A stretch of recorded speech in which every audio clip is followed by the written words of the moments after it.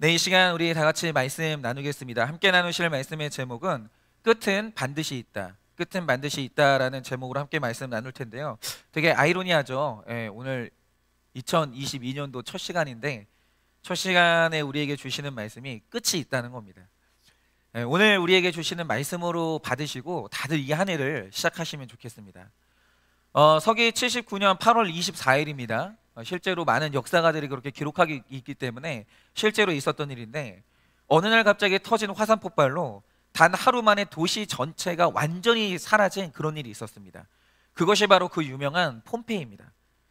폼페이는 고대 로마의 화려했던 도시인데 화산 폭발로 주민 2,000명이 도망도 가지 못한 채로 완전히 산채로 매장이 됐습니다. 그런데 재미있는 건 이거죠. 곧 죽을 도시가 여기는 이제 하루아침에 망할 도시였는데 곧 죽게 될 도시가 어떤 곳이었냐면 부자 로마인들이 휴가를 보내는 휴양지였어요. 그래서 그곳에는 극장도 있었고 공중 목욕탕이 있었고 체육관이 있었고 원형 경기장 등 그러니까 사람들이 즐기고 쉴 수 있는 모든 시설이 다 있었습니다. 그러니까 아이러니하게도 하루아침에 죽을 곳에 즐거움이 가득했던 거죠. 그런데 그 화려했던 도시가 화산재에 덮인 채로 있다가 1700여 년이 지난 후에 1748년에 비로소 이제 발굴이 시작됐고 폼페이라는 도시가 있었다라는 사실을 역사의 기록은 있었는데 그 흔적이 발견된 게 이때가 처음입니다. 근데 저는 이게 신혼여행을 로마로 갔기 때문에 실제로 제가 폼페이를 가봤거든요. 유적지를 봤는데 거기 있는 시신의 형체들이 아직도 있어요. 왜냐하면 화산재로 인해서 급속하게 굳어졌기 때문에 정말 그 모양 그대로 리얼하게 사람들이 죽어있는 그 시신을 저희가 본 적이 있는데 얼마나 갑자기 멸망을 당했는지 낮잠을 자던 중에 갑자기 멸망을 당했고 또 어떤 사람은 자기 몸 위로 화산재가 떨어졌나 봐요. 그러니까 이러다가 죽은 시신도 있었어요. 제가 그걸 봤습니다.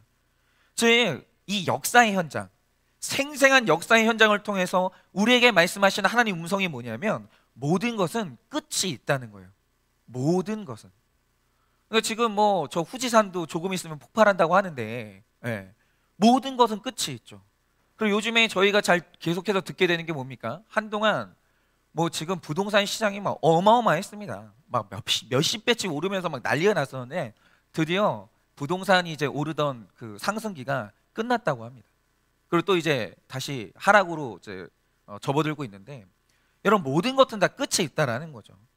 모든 국가와 도시와 개인에게는 마지막이 있습니다.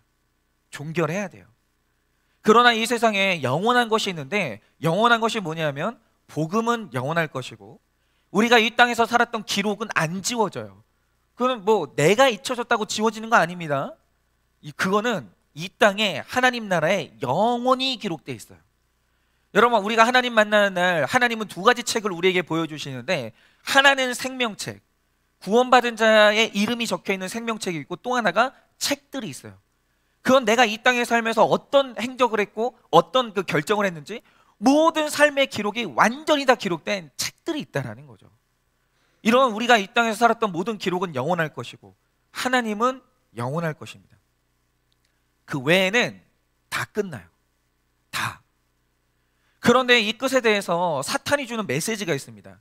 스토미 오마샤는 함정이라는 책에서 이 결혼 생활을 포기하고 싶은 유혹을 받을 때 우리가 제일 믿기 쉬운 거짓말이 있다고 하는데 이 관계는 해결책이 없다는 거예요. 끝이 없다는 거죠, 문제가. 그러면 이때 이제 사탄이 우리에게 걸고 넘어지는 거예요. 야, 이 문제는 해결이 안 돼. 너는 끝났어.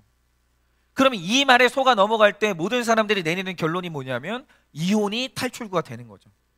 그러니까 사람들은 끊임없이 고민을 해보다가 마침내 이것을 수용하고 그대로 실행하게 됩니다. 아, 지겨워. 이제 완전히 질렸고 우리는 끝났어. 우리가 이런 말을 너무 잘합니다.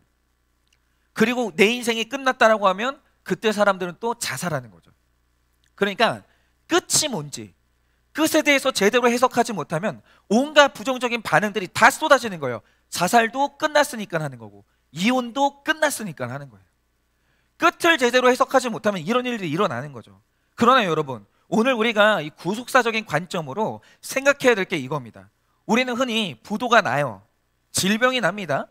그리고 내가 뭐 어떤 여러 가지 일들을 당했어요. 그런데 이런 게 기근이고 난리고 그리고 평안이 와야 재난이 끝난다라고 생각하는데 여러분 성경이 말하는 진짜 난리가 뭡니까? 여러분, 우리가 난리 났다고 하고 큰일 났다고 하잖아요. 그럼 성경이 말하는 큰일이 뭡니까? 여러분, 진짜 난리 난 게 뭡니까? 여러분, 그리고 우리가 이 고난을 끝내는 게 뭐겠습니까? 뭐가 고난의 끝인가요?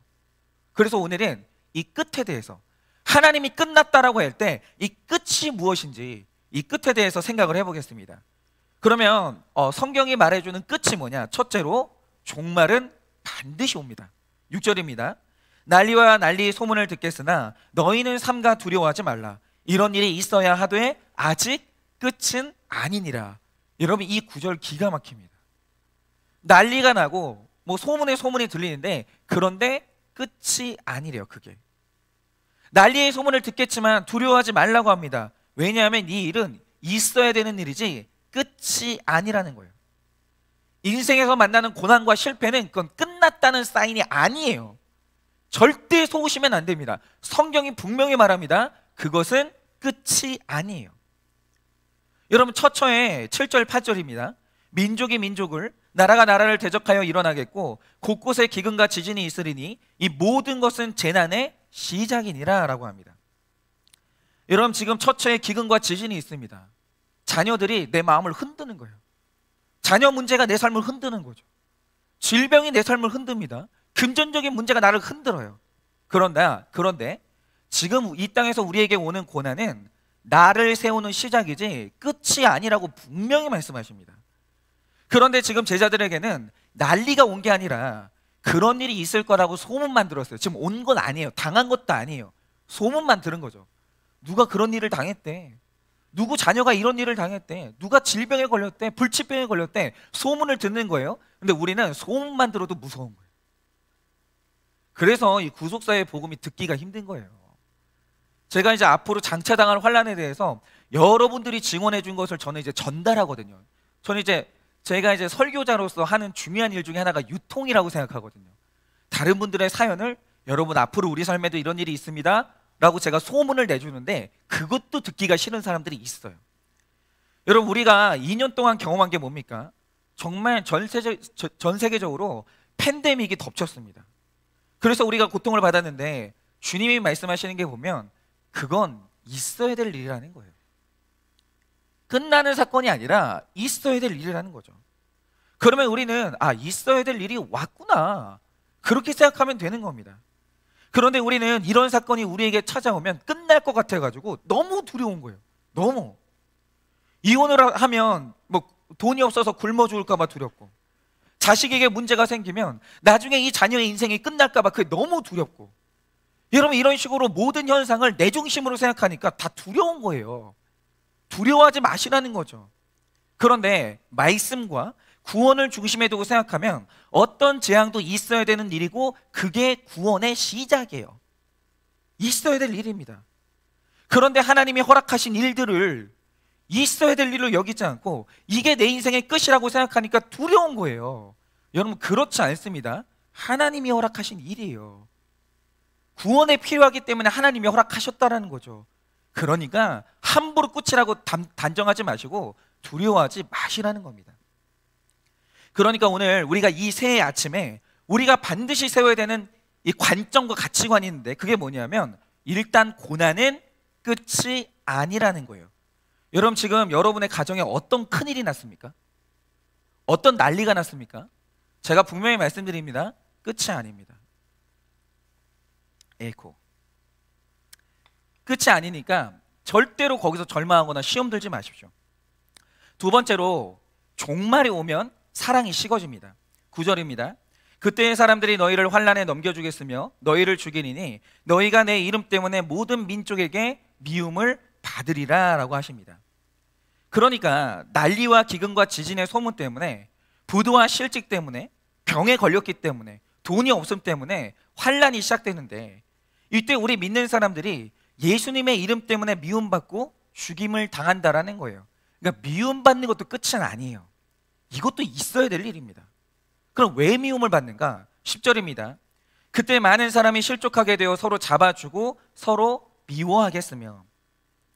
여러분, 난리가 나면 예수 믿는 사람이 미움받아요. 그 이상하지 않습니까? 아니, 남편이 사업에 부도가 나요. 그러면 남편이 그 탓을 누구한테 돌리는 줄 아십니까? 믿음 좋은 아내한테 돌려요. 야, 그렇게 기도를 하더니 내 사업이 이렇게 됐냐? 아니, 그렇게 열심히 11조 바치더니 그 돈 다 어디로 가고 내 사업이 이렇게 됐냐? 이상한 게 뭔지 아십니까? 믿음 안 좋은 사람이 고난이 생기잖아요. 믿음 좋은 사람 욕해요. 그 사람 원망해요. 미움을 받는 거예요. 그럼 이게 무슨 뜻인가? 여러분, 시집을 가자마자 시댁에 부도가 났다고 하죠. 그러면 시부모님이 뭐라고 그러냐? 예수 믿는 사람이 집안 들어와가지고 집안이 이 꼴이 됐다는 거예요. 이상해요. 정말 그런 일을 당합니다. 지진이 있으리니 있어야 하리니 하면 되는데 왜 나 때문이야 하면서 미워하면 상처가 되고 추해지는 거예요. 여러분, 미움받을 때 같이 미워하지 마세요. 여러분, 믿음 좋은 사람의 모든 일의 원인을 내 탓으로 사람들이 돌리면서 나를 미워하면 여러분 절대로 실망하시면 안 됩니다. 그것도 있어야 되는 일이에요. 하나님이 미리 다 말씀해 주셨습니다. 미움을 당할 것이야. 미움 당한다고, 원망 당한다고 여러분 그렇게 실족하게 마시라는 거죠.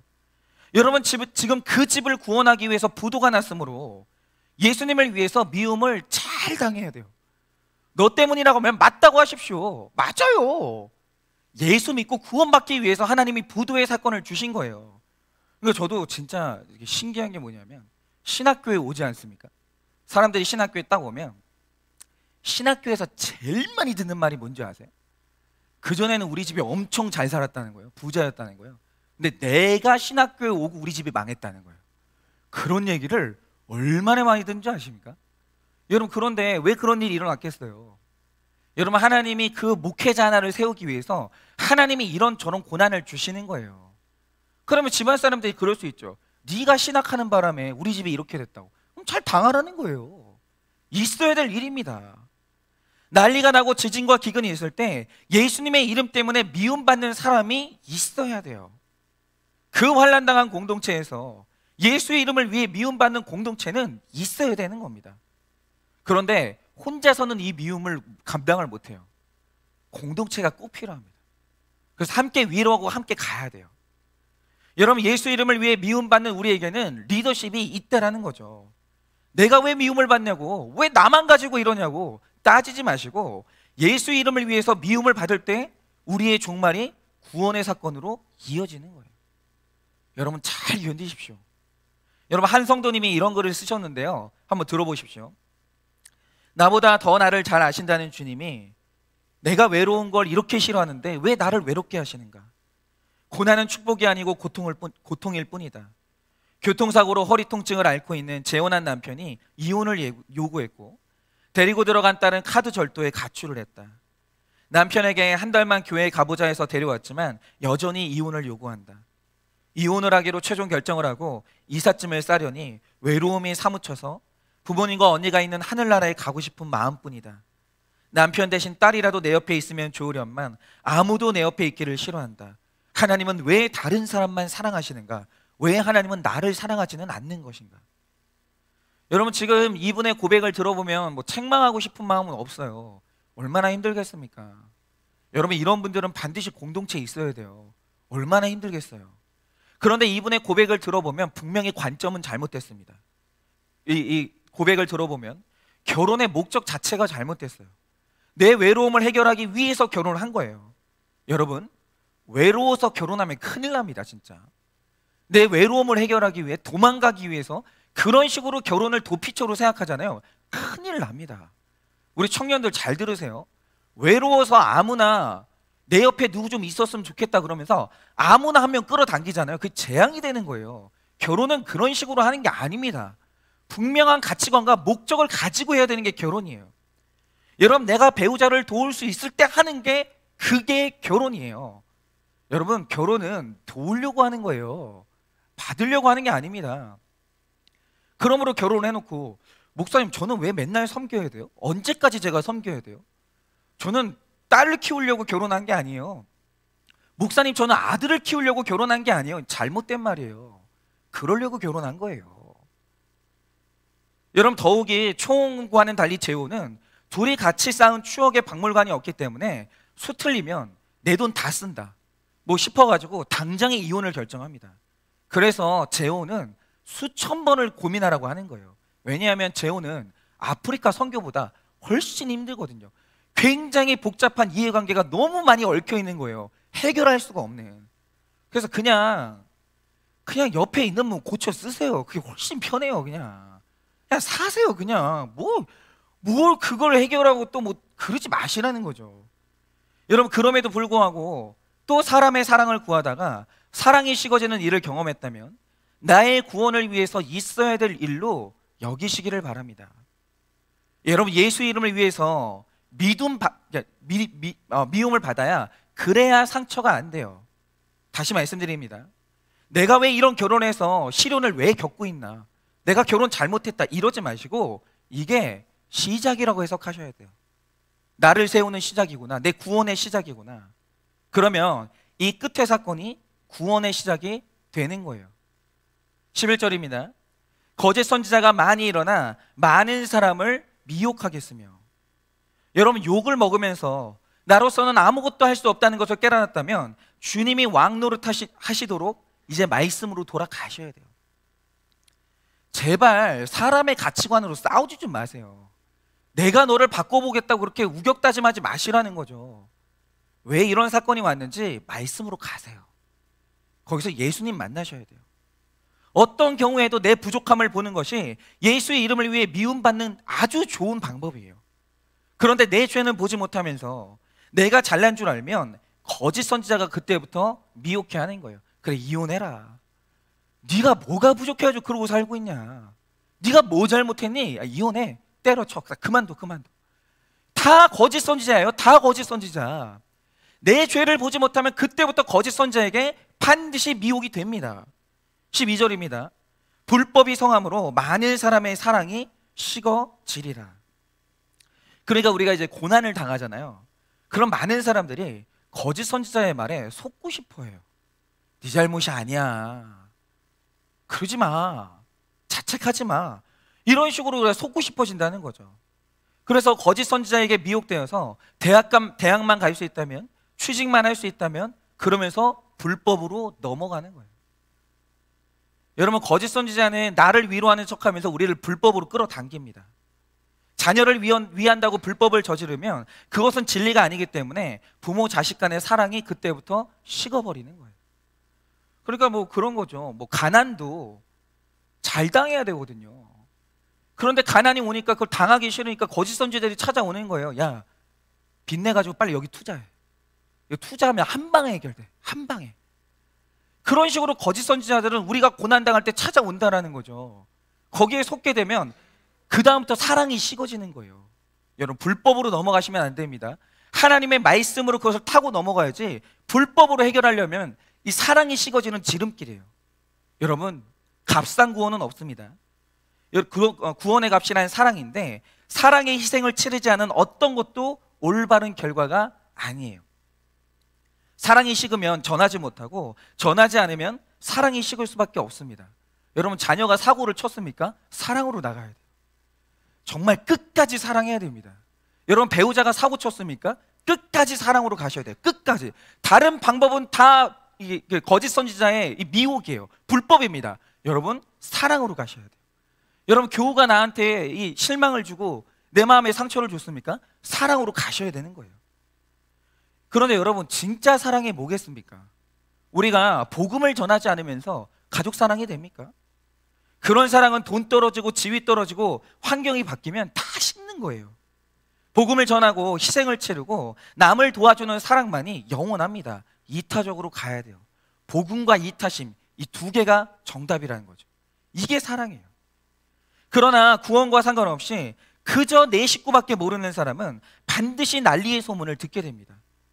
당신이 어떻게 그럴 수 있느냐는 그런 일이 오게 되는 거죠.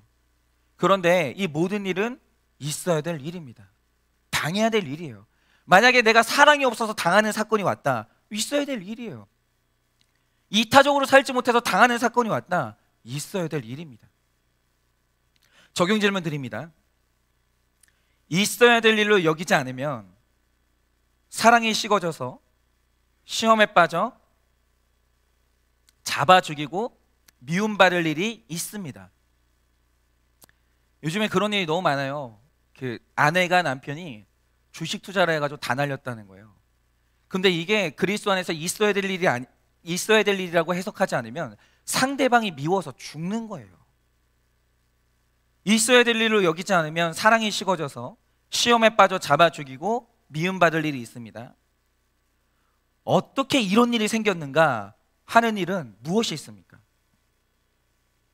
예수 이름을 위하여 기꺼이 미움을 받으시겠습니까? 나는 거짓 선지자에게 미혹당하여 불법을 저지른 적이 있으십니까? 마지막 세 번째로 복음이 전파될 때 진정한 끝이 온다라는 거예요. 근데 제가 지금 오늘 드리고 싶은 말씀은 이겁니다. 여러분 진짜 난리가 뭡니까? 여러분 진짜 고난이 뭡니까? 그건 질병이 나고 부도가 나는 게 아니라 구원 못 받은 게 난리 난 거예요. 그게 큰일 난 거예요. 복음이 없으니까 모든 문제가 일어나는 겁니다. 그런데 복음이 전파돼야 모든 끝이 오는 거예요. 13절입니다. 그러나 끝까지 견디는 자는 구원을 얻으리라. 여러분 사랑이 식어버리고 남이 나를 미워하고 때리고 잡아 죽일 때 어떻게 끝까지 견디겠습니까? 어떤 믿음의 공동체도 모두가 다 거듭난 곳은 없어요. 여러분 우리 집에 5명이 있다고 하죠. 5명이 다 거듭났겠습니까? 아니죠. 여러분 우리 교회 성도님들이 있다고 하죠. 우리 교회 성도님들이 다 거듭났겠습니까? 그것도 아닙니다. 그래서 한 집에서 내가 미움을 받으면서 어떤 태도를 보이는지 보여줘야 될 의무가 있는 거예요. 여러분 교회에서도 거듭난 사람들은 어떻게 살아야 되는지 보여줄 의무가 있는 겁니다. 부도나고 실직하고 바람을 피울 때 내가 보여줘야 될 얼굴이 있어요. 그러면 그 얼굴이 뭐냐? 상대가 나를 미워할 때 성품으로 이를 악물고 견디면 여러분 이빨 빠집니다. 성품으로 나가는 게 아니에요. 이를 악물고 견디는지 구원을 얻으라는 약속을 붙잡고 견디는지 상대방은 다 알아요. 여러분 성품으로 나가지 마십시오. 믿음으로 나아가야 돼요. 그러므로 우리가 교회에서 날마다 분별해야 되는 게 뭐냐면 이런 거예요. 어떤 분이 막 열심히 해요. 그럼 목회자로서 반드시 분별해야 되는 게 뭐냐면 저게 믿음인가 성품인가. 믿음으로 하면 탈이 없어요. 성품으로 하잖아요. 생색이 말로 못하는 거예요. 여러분 제가 하나 여쭤볼게요. 내 배우자가 있습니다. 내 배우자는 믿음입니까? 성품입니까? 그러니까 우리가 진짜 잘못 생각하시는 게 뭐냐면 믿음 안 좋아도 성품 좋은 사람하고 결혼해야 된다는 말이 제일 잘못된 말이에요. 그렇지 않습니다. 여러분 믿음 있는 사람하고 결혼하셔야 돼요. 믿음이 있어야 끝나거든요. 여러분 믿음입니까? 성품입니까? 여러분은 어떠세요? 여러분 믿음입니까? 성품입니까? 저는 뭐 이렇게 우리 성도님들 한 분 한 분 혼자서 이제 분별은 하고 있는데 나중에 말씀드릴게요. 믿음이신지 성품이신지. 뭐 어쨌든 간에 우리의 복음은 우리의 고난은 천국 복음이 전파되기 전까지는 끝이 아니에요. 믿어져야 끝나는 거예요. 믿음이 생겨야 끝나는 겁니다. 천국 복음이 전파되기 위해서 우리에게 오늘 다 사명을 주신 거예요. 이혼하라고, 다 끝내고 헤어지고 자살하라고. 그래서 난리와 지진을 주신 게 아니라는 거예요. 여러분 천국 복음이 전파되기 위해서 실직과 질병과 사랑이 식어지는 일들이 그래서 오는 거예요. 복음 들으라고. 이제 성품이 아니라 믿음의 사람으로 되라고. 그래서 내 성품으로 아무것도 할 수 없는 고난을 주시는 거예요. 여러분 난리로 고난이 시작됐어도 그 고난을 통해 온 가족이 예수 믿게 됐다면 그것이 바로 고난의 끝이에요. 그러면 이제 끝난 거예요. 예수 믿어지게 되면, 엎드러지게 되면, 믿음으로 나아가게 되면 바로 그제야 모든 것의 끝이 오는 겁니다. 여러분 왜 천국 복음이 모든 민족에게 증거돼야 됩니까? 복음이 능력이기 때문이에요. 복음이 모든 것을 끝내는 능력이기 때문이에요. 하나님은 아이라서 말할 줄 모른다는 예레미야에게 예레미야 1장 10절에서 이렇게 말씀하십니다. 보라, 오늘 너를 여러 나라와 여러 왕국 위에 세워 내가 그것들을 뽑고 파괴하며 파멸하고 넘어뜨리며 건설하고 심게 하였느니라 하시니라 라고 합니다. 여러분 이 말씀 굉장히 중요합니다. 여러분 망해가는 나라의 보잘것없는 선지자인 예레미야에게 어떻게 이런 능력이 생겼습니까? 이것은 예레미야의 능력이 아니고 말씀의 능력이에요. 나라가 망해가고 있었습니다. 그런데 이걸 성품으로 참으면 여러분 우울증 걸려서 죽는 거예요. 근데 예레미야는 그것을 믿음으로 넘어갔다라는 거죠. 복음이 들린 거예요. 아, 끝이 아니구나. 시작이구나. 하나님이 뽑고 파괴하고 파멸하고 넘어뜨리는 이유는 건설할 것이 있어서 그러시는 거구나. 당해야 되겠다. 잘 겪어야 되겠다. 그러면서 믿음으로 넘어간 거예요. 그러니까 참아지고, 그러니까 인내가 되는 거예요. 여러분, 하나님은 예레미야를 알았다 하시고 구별하셨다 하셨습니다. 그리고 열방의 선지자로 세워서 말씀을 그 입에 두신 거예요. 그리고 명령하십니다. 누구에게든지 보내는 곳으로 가라. 무엇을 명령하든지 너는 말해라. 그것이 우리에게 주시는 사명이에요. 여러분, 복음 전해야 돼요. 왜냐하면 그래야 끝나거든요. 여러분, 폭풍우가 몰아친 다음 날 운전을 하고 있는데 신호등이 딱 쓰러진 거예요. 내가 가는 길에. 그래서 이제 쓰러졌길래 그냥 지나치려고 하는데 쓰러진 그 신호등에서 갑자기 빨간불이 팍 하고 켜지는 거예요. 그럼 하나 여쭤볼게요. 신호등이 쓰러졌어요. 근데 쓰러진 신호등이 빨간불을 켰어요. 그러면 서야 됩니까? 가야 됩니까? 빨간불이 들어오면 멈춰야죠.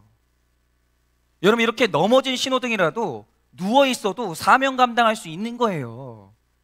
할 말을 하면 되는 거예요. 마찬가지로 우리는 병에 걸리고 실직을 해도 사명을 감당할 수 있습니다. 심지어 이혼을 했어도 사명을 감당할 수 있어요. 말씀으로 해석되기만 하면 더 이상 그것은 죄가 아니에요. 끝나는 거예요. 회개하면. 그리고 그것은 사명으로 바뀌는 거예요. 여러분, 우리가 무엇을 위해서 우리가 사명을 위해서 뭐 하고 계십니까? 여러분은 가정에서 원망하고 있습니까? 사명 감당하고 있습니까? 여러분, 지금 가정에서 미워하고 있습니까? 사명 감당하고 있습니까? 여러분, 우리 정신 차려야 됩니다. 오늘 우리가 배우자를 만난 것은 미워하고 원망하라고 만난 게 아니에요. 사명 감당하라고 만난 겁니다. 그런데 사명을 감당하고 살다 보면 30배, 60배, 100배의 결실을 맺는다고 약속을 하셨습니다. 여러분은 지금 사명을 위해서 무엇을 하십니까? 제가 송구영신 예배 때 말씀드렸습니다. 이타적으로 가야 돼요. 여러분, 시작은 난리였지만 고난당하다가 가족이 예수 믿으면 이제 그때는 죽어도 돼요. 여한이 없는 거예요. 끝내도 돼요. 그러니까 예수만 믿었으면 그냥 다 끝나는 거예요. 내 사명도 끝나는 것이고 모든 것이 다 끝나는 겁니다. 여러분, 예레미야 1장 10절의 말씀처럼 건설하고 심기 위해서는 먼저 뽑고 파괴하고 파멸하고 넘어뜨리는 과정이 꼭 필요해요. 그런데 여러분, 뭘 먼저 뽑아야 되겠습니까? 내 안에 있는 죄를 먼저 뽑아내야 돼요. 그래야 세워지는 거예요. 여러분, 배우자 세우려고 하지 마십시오. 내 안에 먼저 죄부터 먼저 뽑아내세요. 그게 중요해요.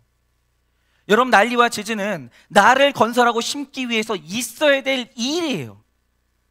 여러분, 힘든 배우자를 만나셨습니까? 나를 위해서 있어야 될 일인 거예요. 힘든 자녀를 만나셨습니까? 나를 위해서 있어야 될 일이에요. 예수 그리스도가 내 인생에 우뚝 서기 위해서, 내 가정이 우뚝 서기 위해서 성전의 무너짐은 일어나야 될 일이에요. 그거에 철통같이 가지고 있던 나의 가치관, 내 고집, 내 자랑 무너져야 됩니다. 그거 뽑고 무너뜨리고 파괴하기 전까지는 절대로 세워질 수 없다라는 거예요. 여러분, 복음이 전파돼야 내가 죽을 수 있는 거예요. 너 결혼만 시키면 내가 죽어도 돼. 너 학교만 마치면 난 죽어도 돼. 여러분, 이런 말씀 하십니까? 아직도 여러분 이런 지금 가치관 가지고 계십니까? 아닙니다. 결혼과 공부는 하나님이 다 시키시는 거예요. 내가 오늘 죽으면 안 되는 이유가 뭐냐면 복음을 전하지 않았기 때문이에요. 여러분, 아무리 뭐 다른 게 다 없어도 여러분, 내 자녀에게, 그리고 내 부모 형제에게, 내 배우자에게 복음만 전해졌으면 죽어도 돼요. 그 다음부터는 하나님이 알아서 하시는 거예요. 여러분, 기도 제목도 이렇게 달라져야 됩니다. 여러분, 복음이 전파돼야 그래야 끝나는 거예요. 다음은 한 자매님의 나눔입니다. 한번 들어보세요. 아침에 자고 있는 저를 오빠가 장난으로 툭 하고 건드렸는데 제가 오빠에게 발길질을 했습니다. 평상시에도 자주 일어나는 장난질이었지만 오늘 아침 오빠는 이상하게 혈기를 부리며 밥상을 엎었습니다. 그런데 엎어진 밥상을 치우시는 엄마의 모습이 너무 애처로워 보였습니다. 시집가서는 남편이 엎은 밥상을 치우고 이제는 아들이 없는 밥상까지 치우는 엄마의 모습에 한숨이 나왔습니다.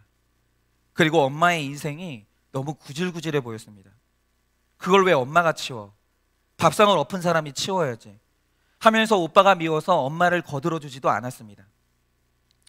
저는 아직도 죽지 않았고 십자가에서 기절한 것도 아니고 그냥 아주 멀쩡히 살아있습니다. 엄마와 오빠가 출근하고 혼자 남은 집에서 미친 듯이 울고 또 울었습니다. 서러워서 울고 속상해서 울고 울고 또 울었습니다. 그리고 처음으로 오빠의 옷을 끌어안고 울며 기도했습니다. 오빠를 사랑하게 해달라고, 오빠를 이해하게 해달라고. 그렇게 눈물 콧물 다 쏟으면서 기도하고 나니 마음이 편안해졌습니다. 그러다가 문득 오빠가 지금까지 받은 고난과 상처에 대해서 생각하니 너무 미안한 마음이 들었습니다. 지금까지 저는 단 한 번도 오빠의 고난과 오빠가 받았을 상처와 아픔에 대해서 생각해 본 적이 없었습니다. 저는 이렇게 저밖에는 모릅니다. 내 인생에서 끊임없이 나는 피해자, 피해자, 피해자 이 외침이 들리고 이 외침이 저를 서럽게 합니다. 어릴 때 저는 아빠의 사랑을 독차지하고 자랐습니다. 반면에 오빠는 아빠한테 맞으면서 자랐죠. 알코올 중독자였던 아빠는 항상 만취에 들어오셨고 그런 아빠한테 오빠는 항상 맞았습니다. 맞고 또 맞고 그러다가 발로 밟히고 욕실에 갇혀서 밟히고 안방에서 밟히고 거실에서 밟혔습니다. 그리고 아빠는 눈에 보이는 것은 잡히는 대로 다 집어던졌고 현관문의 두꺼운 유리도 주먹으로 깨 부쉈습니다. 우리 가족은 그런 아빠로 인해 항상 부들부들 떨어야 했고 만취한 아빠가 잠이 들 때까지 옆집 아랫집으로 피해 다니다가 아빠가 잠이 들면 몰래 집으로 돌아오곤 했습니다. 그러다가 오빠가 중학교 때 가출했습니다. 오빠는 동네에서도 알아주는 사고 뭉치였습니다. 엄마 아빠는 오빠의 뒤치다거리를 하느라 법원을 들락거려야 했습니다. 동네에서 유명한 알코올 중독자의 딸이자 유명한 사고 뭉치의 동생. 너무너무 싫었습니다. 창피해서 죽을 지경이었고 정말 지긋지긋했습니다. 그러던 중 저와 엄마는 8년 전에 함께 가출했습니다. 그런데 그것이 오빠에게는 독약보다 쓴 고통의 시간이었다는 것을 몰랐습니다. 엄마와 저의 가출로 아빠는 더 자주 술을 드셨고 오빠는 혼자서 그런 아버지의 모든 것을 받아내야 했습니다. 그리고 몇 년 후 갑작스러운 아빠의 죽음으로 오빠는 더 힘들어했습니다. 오빠는 엄마한테 버림받았다는 상처와 자기를 무시하는 동생까지 너무 큰 상처를 받았음을 알게 되었습니다.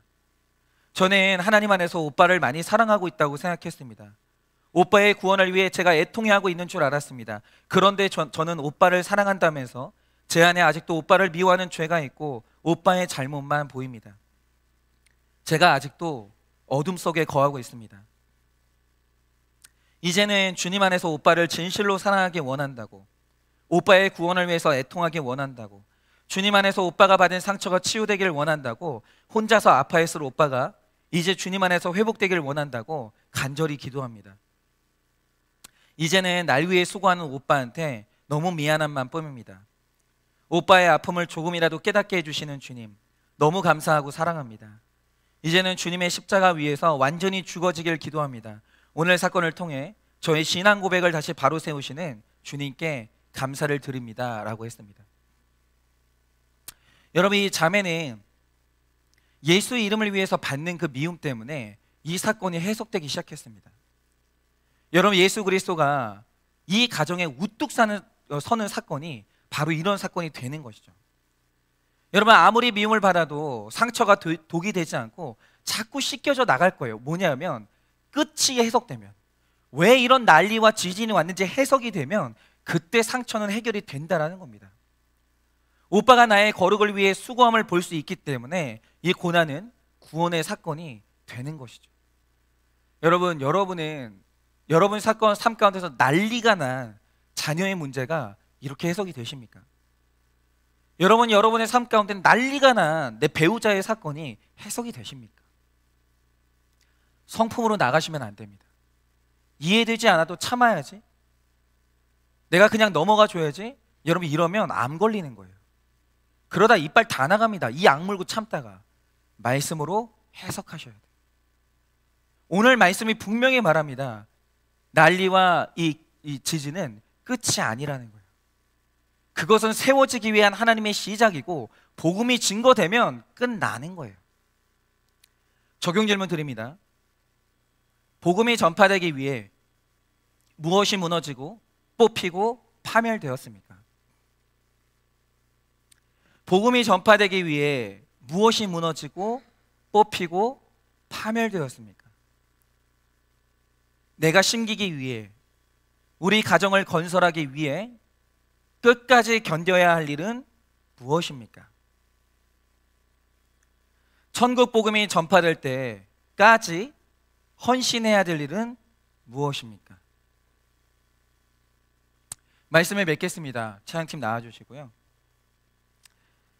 여러분, 종말은 반드시 옵니다. 그러나 여러분, 우리 삶 가운데 일어난 이 난리와 모든 것은 종말이 아니에요. 반드시 있어야 될 일입니다. 여러분, 처처의 지진과 기근은 반드시 있어야 되는 일이에요. 그거 없이 여러분이 구원받으려고 하셨습니까? 천만의 말씀입니다. 그런 일은 없는 겁니다. 있어야 될 일이에요. 그런데 우리가 두려운 이유가 뭐냐면, 이거는 없어야 될 일이라고 생각하기 때문에 이게 너무 두려운 거예요. 여러분, 생각을 바꾸세요. 그거 없이 내 배우자는 구원 못 받아요.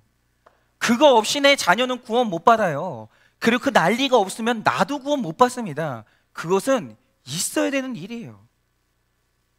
여러분, 고생 끝 행복 시작이 아닙니다. 이제 시작이라고 생각해야지 여러분에게 자유가 있다는 사실을 아시기를 바랍니다. 여러분, 이제 시작이에요. 구원의 시작이에요. 고난의 시작이라고 생각하지 마세요. 구원과 세워짐의 시작이에요. 그래서 내가 아직도 있어야 되는 일로 알지 못하기 때문에 여러분의 사랑이 지금 식어지시는 거예요. 여러분, 사랑이 식어지셨습니까? 해석을 잘못하니까 사랑이 식어지시는 거예요. 그러지 마십시오. 뜨겁게 마지막까지 사랑해야 됩니다. 처처의 미움과 배반과 이런 형편없는 일들이 그래서 일어나는 거예요. 해석하지 못하니까 사랑이 식어지고, 그러니까 이혼하고 배반하고 미워지는 겁니다. 시험에 빠질 수밖에 없는 거죠. 그러나 나는 물 가운데도 불 가운데도 들어가도 사르지 아니하고 침몰하지 아니하는 그 얼굴을 이제 보이셔야 돼요. 여러분, 저는 그런 분들을 얼마나 많이 만나는지 모릅니다. 상대가 그렇게 큰 실수를 해도 그리스도의 얼굴로 용서하고 참아내고, 여러분, 파괴하고 뽑고 파멸하고 넘어뜨리는 것이 나를, 우리 집안을 건설하고 심기 위해서 이런 일이 온다고 합니다. 여러분들이 사건을 어떻게 해석하느냐에 따라서 우리 가정에 복음이 전파됩니다. 굉장히 지금 중요한 분기점이에요. 여러분, 어떤 사건이 오셨습니까? 여러분의 표정과 여러분의 해석은 굉장히 중요해요. 이때 여러분들이 올바르게 대처하기만 하면 그때 이제 복음은 증거되는 겁니다.